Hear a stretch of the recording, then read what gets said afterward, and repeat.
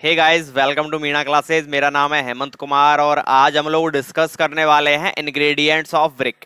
Okay, आपका चाहे कोई सा ही जेई लेवल का एग्जाम हो, हर जेई लेवल के एग्जाम में आपके इंग्रेडिएंट्स ऑफ ब्रिक से क्वेश्चन पूछे जाते हैं। बहुत सारे क्वेश्चंस एसएससी जेई में पूछे गए हैं, बहुत सारे क्वेश्चंस आ रहे हैं एसएमएसबी जेई में पूछे गए हैं।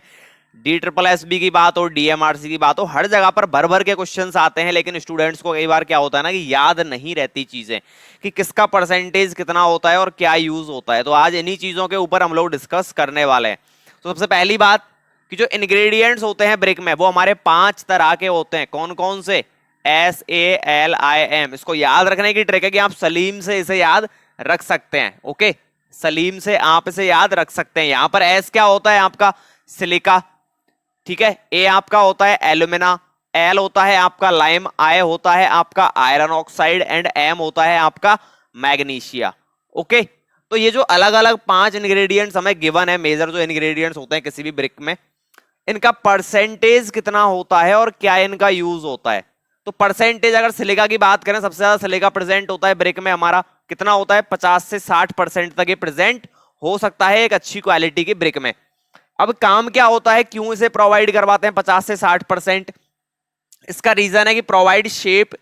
ओके, सबसे पहला जो काम होता है वो इसका ये होता है, प्रोवाइड शेप। मतलब जो ब्रिक की हमारे पास एक शेप होती है ना रेक्टेंगुलर फॉर्म में, वो इसी की वजह से आती है, सिलिका की वजह से। क्लियर? सेकंड है हमारा रेड्यूस श्रिंकेज, क्रैकिंग एंड बार्पिंग। आपका जो श्रिंकेज है या फिर जो क्रैकिंग वगैरह है वो भी आपकी सिलिका की वजह से ही रिड्यूस हो पाती है। अब अगर मान लो ये 50-60% से ज्यादा अगर आपका हो जाए, एक एक्सेस अमाउंट में ये प्रेजेंट हो जाए, तो क्या होगा? मतलब अगर ज्यादा क्वांटिटी में है, ज्यादा अमाउंट में है, तो एक नुकसान ये कर देता है। और वो नुकसान हमारा कौन सा वाला होता है? Make brick brittle and weak. जो हमारी ब्रिक है उसे ब्रिटल और वीक बना देता है, कमजोर और जल्दी से टूटने वाली एक बना देता है हमारी ब्रिक को, अगर सिलिका आपका ज्यादा अमाउंट में प्रेजेंट है तो। क्लियर?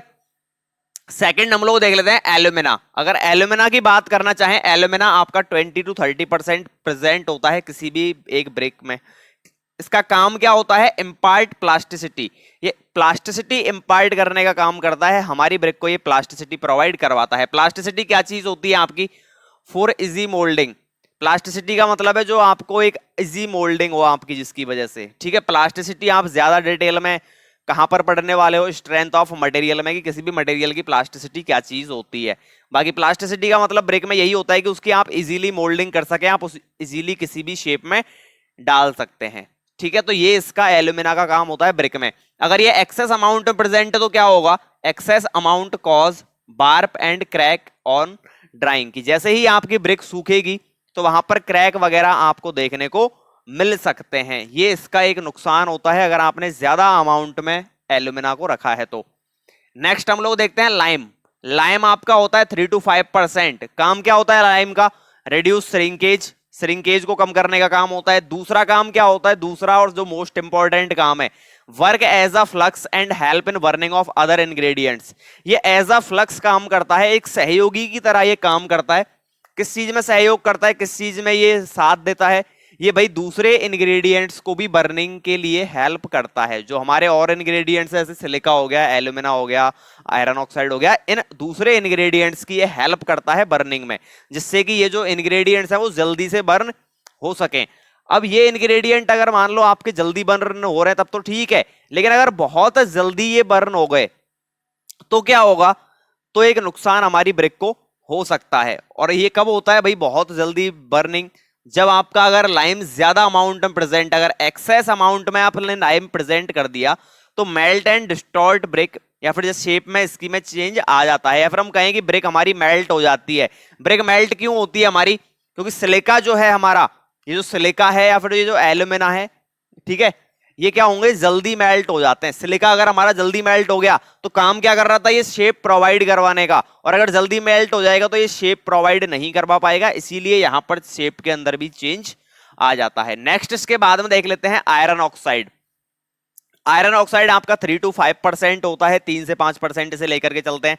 काम क्या होता है आयरन ऑक्साइड? सबसे इंपॉर्टेंट जो काम है इसका वो ये है, इम्पार्ट कलर टू ब्रिक। हमारी जो एक ब्रिक होती है, जो हमारी ईंट होती है, इसका जो ये रेडिश कलर होता है, जो लाल लाल सा रंगों में दिखता है, वो आयरन ऑक्साइड की वजह से ही मिल पाता है। अब अगर मान लो ये आयरन ऑक्साइड आपका ज्यादा अमाउंट में प्रेजेंट हो गया तो ये क्या करेगा, ये ब्रिक के कलर को ही चेंज कर देता है। ठीक है, ब्रिक के कलर को ये चेंज कर देता है, और कैसे कलर में कर देता है, डार्क ब्लूइश कलर में, एक गहरे नीले से रंग में अपनी ब्रिक के रंग को ये कन्वर्ट कर देता है। कब करेगा लेकिन, जब ये एक्सेस अमाउंट में प्रेजेंट हो। इसके बाद में अगर मैग्नीशिया की बात करें, मैग्नीशिया आपका अप्रॉक्स 3% के आसपास लेकर के चलते हैं, या फिर एक स्मॉल अमाउंट में इसे रखा जाता है। स्मॉल अमाउंट में से क्यों रखते हैं, क्योंकि ये श्रिंकेज को रेड्यूस कर देता है, साथ साथ ये हमारी ब्रिक को येलो टिंट्स भी प्रोवाइड करवा देता है।